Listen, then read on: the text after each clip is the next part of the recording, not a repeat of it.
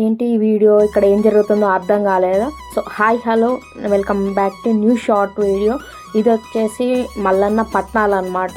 So ముందు రోజు భ్రమరాంబిక దేవితోని మల్లన్న స్వామికి కళ్యాణం చేస్తారు. దాని తర్వాత ఇక్కడ యాదవ్స్ అందరూ గొల్లకేతమ్మతోని నెక్స్ట్ డే మల్లన్న స్వామికి కళ్యాణం చేస్తారు.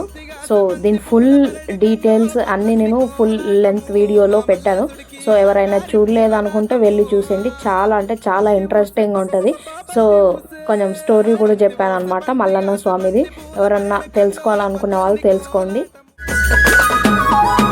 ఆహా బంతి ఊసె బంతిగాసె బంతి పూల పరడకంగో పచ్చన్ని కోలాటము మా మల్లేశుడికి బంగారి పూల రాతము.